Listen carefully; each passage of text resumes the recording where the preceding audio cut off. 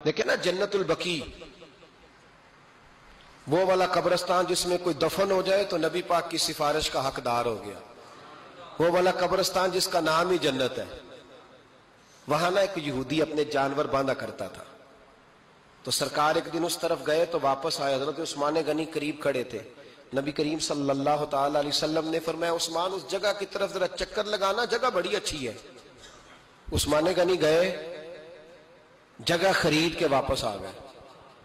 हुजूर ने फरमाया, हुआ है अर्ज की हुजूर खरीद आया हूं। फरमाया, मैंने तो चक्कर लगाने का कहा था। कहा, या रसूलल्लाह आपने ये भी तो फरमाया था जगह बड़ी अच्छी है। तो जिसको आपने अच्छा कह दिया यहूदी के पास तो नहीं ना रहनी चाहिए। तो मैंने खरीद दी।